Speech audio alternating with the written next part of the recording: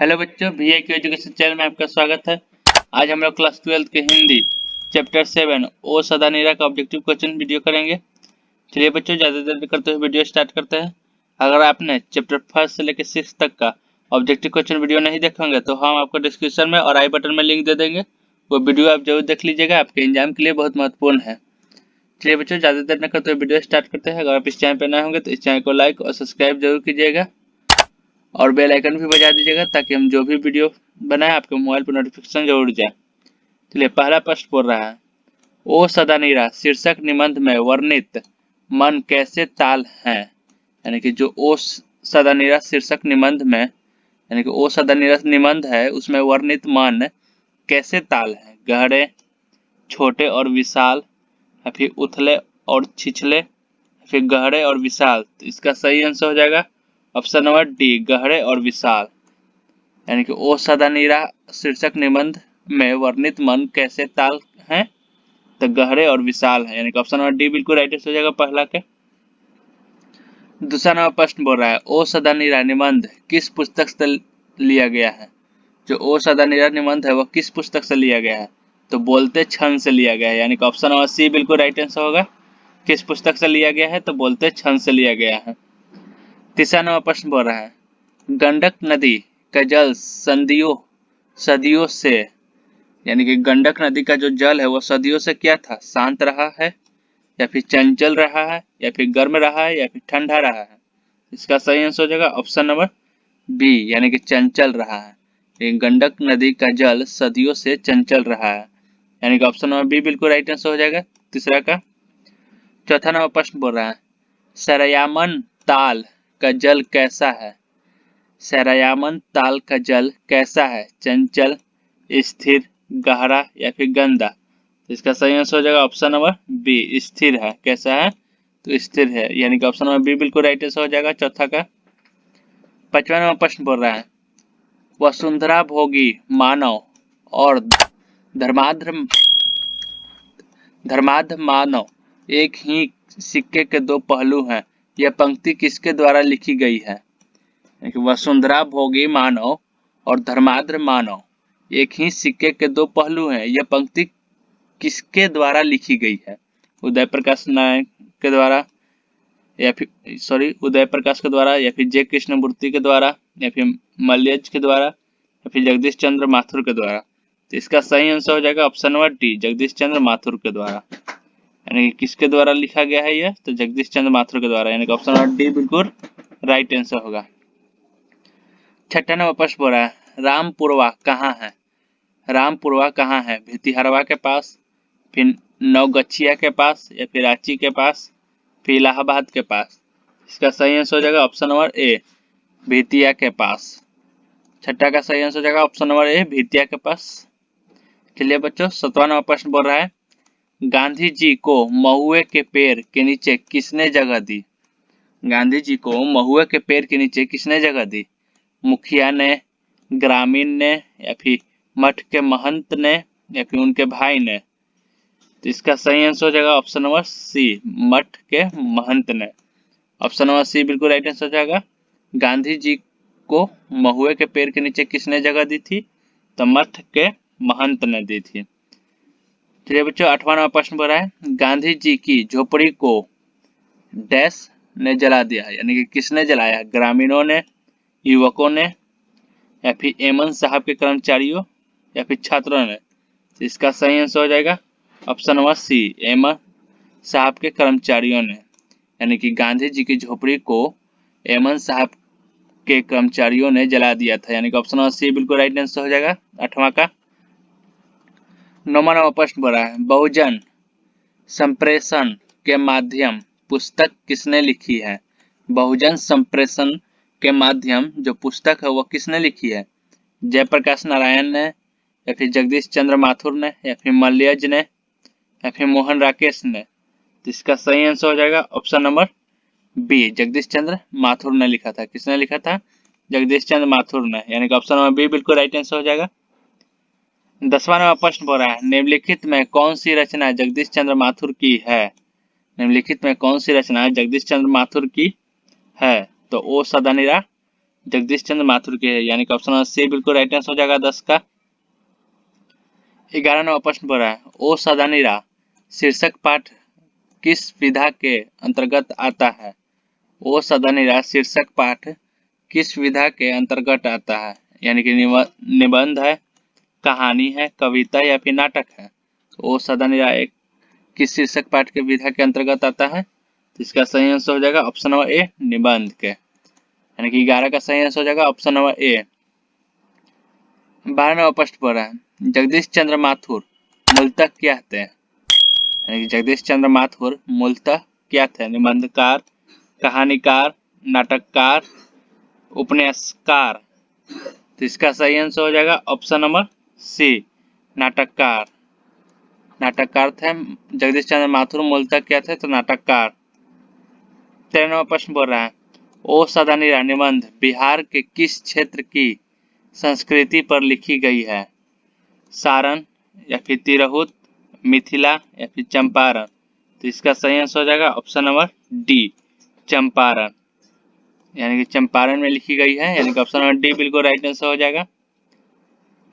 14वां प्रश्न बोला है, चंपारण क्षेत्र में बाढ़ का मुख्य कारण क्या है? चंपारण क्षेत्र में बाढ़ का मुख्य कारण क्या है? जंगलों का कटना, नदियों की अधिकता या फिर नदियों की तीव्र धारा या फिर इनमें से कोई नहीं।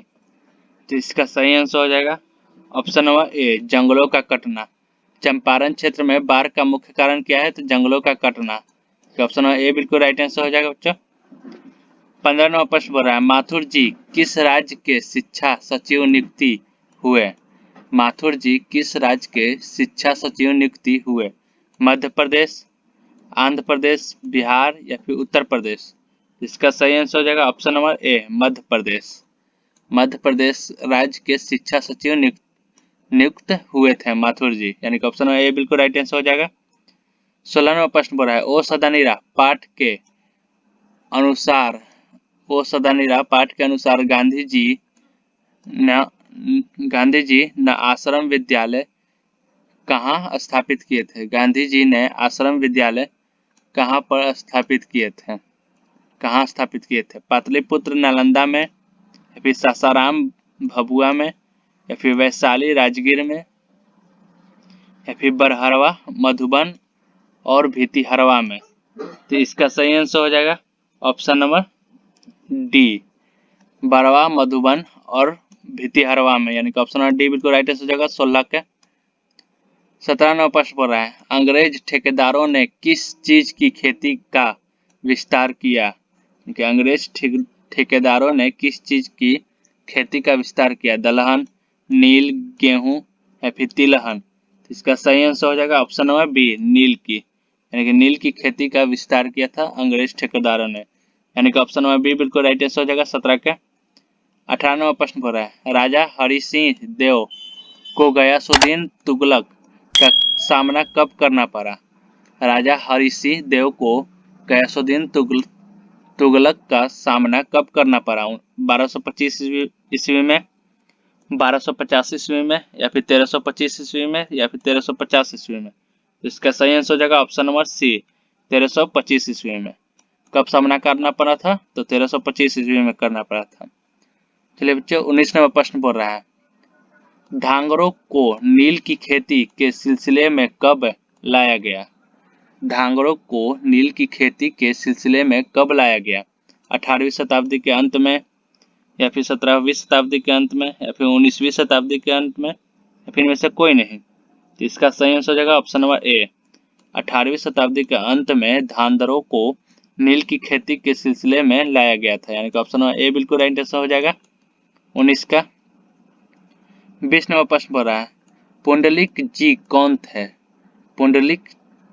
पुंडलिक जी कौन थे? गांव का मुखिया, शिक्षक या फिर चिकित्सक, राजनीतिक नेता। तो इसका सही आंसर हो जाएगा ऑप्शन नंबर बी, पुंडलिक जी कौन थे? तो शिक्षक थे, यानी कि ऑप्शन नंबर बी बिल्कुल राइट आंसर हो जाएगा 20 का।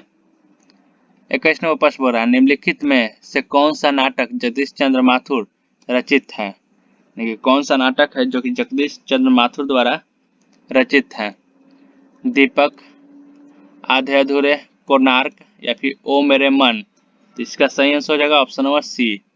जगदीश चंद्र माथुर के द्वारा कौन सा नाटक रचा गया है? तो कोणार्क, यानी कि ऑप्शन नंबर सी बिल्कुल राइट आंसर हो जाएगा 21 का।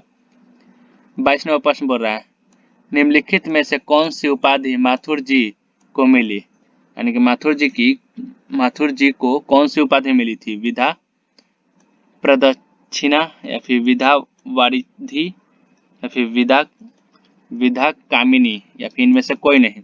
तो इसका सही आंसर हो जाएगा ऑप्शन नंबर बी, विधा वारिधि। विधा वारिधि का उपाधि मिला था माथुर जी को, यानी कि ऑप्शन नंबर बी बिल्कुल राइट आंसर हो जाएगा। 23 नंबर प्रश्न पर है माथुर जी को भितिहरवा पहुंचने पर कौन मिले? यानी कि माथुर जी को भितिहरवा पहुंचे थे तब वहां पर कौन मिले थे? गांधी जी या फिर गोखले या फिर पुंडलिक या फिर इनमें से कोई नहीं। तो इसका सही आंसर हो जाएगा ऑप्शन नंबर सी, पुंडलिक जी मिले थे। कौन मिले थे? तो पुंडलिक जी, यानी कि ऑप्शन नंबर सी बिल्कुल राइट आंसर हो जाएगा। 24 नंबर प्रश्न पर रहा है पुंडलिक जी ने निर्भीकता किससे सीखी? पुंडलिक जी ने निर्भीकता किससे सीखी? तो गोखले जी से या फिर गांधी जी से या फिर कृपलानी जी से या फिर इनमें से कोई नहीं। तो इसका सही आंसर हो जाएगा option number B, Gandhi ji से। पुंडलिक जी ने निर्भीकता किससे सीखी थी? तो गांधी जी से, यानी कि ऑप्शन नंबर बी बिल्कुल राइट आंसर हो जाएगा 24 का। 25 नंबर प्रश्न बोल रहा है कर्नाट वंश के राजा हरि सिंह को किसका मुकाबला करना पड़ा? यानी कर्नाट वंश के राजा हरि सिंह को किसका मुकाबला करना पड़ा? तो इसका सही answer option number A, Ghiyasuddin Tughlaq का मुकाबला करना पड़ा। यानी ऑप्शन नंबर ए बिल्कुल राइट आंसर हो जाएगा 25 का। 26 नंबर प्रश्न पर है चंपारण में धांगर कहाँ से आए? चंपारण में धांगर कहाँ से आए थे? तो छोटा नागपुर से आए थे, यानी कि ऑप्शन नंबर सी बिल्कुल राइट आंसर हो जाएगा। कहाँ से आए थे? छोटा नागपुर से आए थे। 27 नंबर प्रश्न पर है गांधी जी चंपारण में कब आए? गांधी जी चंपारण में कब आए थे? तो अप्रैल 1917 में आए थे, यानी कि ऑप्शन नंबर डी बिल्कुल राइट आंसर हो जाएगा। गांधी जी चंपारण में कब आए थे? तो अप्रैल 1917 में आए थे। 28 नंबर प्रश्न बोल रहा है तीन कठिया प्रथा का संबंध है। तीन कठिया प्रथा का संबंध है किससे? ईख से, तंबाकू से, मसाला से या फिर नील से। तो इसका सही आंसर हो जाएगा ऑप्शन नंबर डी, नील से संबंधित है। किससे? नील से, यानी कि ऑप्शन नंबर डी बिल्कुल राइट आंसर हो जाएगा। 29 नंबर प्रश्न बोल रहा है जगदीश चंद्र माथुर ने किस विश्वविद्यालय से एमए उत्तीर्ण किया? इलाहाबाद विश्वविद्यालय से या फिर कलकत्ता विश्वविद्यालय से, फिर लखनऊ विश्वविद्यालय से या फिर काशी हिंदू विश्वविद्यालय से। तो इसका सही आंसर हो जाएगा ऑप्शन नंबर ए, इलाहाबाद विश्वविद्यालय से जगदीश चंद्र माथुर ने एमए उत्तीर्ण किया, यानी कि ऑप्शन नंबर ए बिल्कुल राइट आंसर हो जाएगा। 30 नंबर प्रश्न बोल रहा है ओ सदानीरा शीर्षक पाठ के अनुसार सुल्तान ने घोड़े से उतरकर किस पर आघात किया? नीम के तने पर या फिर पीपल के तने पर, विशाल विटप के तने पर या फिर सागौन के तने पर। तो इसका सही आंसर हो जाएगा ऑप्शन नंबर सी, विशाल विटप के तने पर, यानी कि ऑप्शन नंबर सी बिल्कुल राइट आंसर हो जाएगा 30 का। चलिए बच्चों आपका प्रश्न यहाँ पर समाप्त होता है। अगर आप इस चैनल पर नए होंगे तो इस चैनल को लाइक और सब्सक्राइब जरूर कीजिएगा और अगले वीडियो के लिए इस चैनल को लाइक और सब्सक्राइब जरूर कीजिएगा और नोटिफिकेशन बेल भी बजा दीजिएगा ताकि हम जो भी वीडियो बनाएं वो आपका मोबाइल पर नोटिफिकेशन जरूर जाए।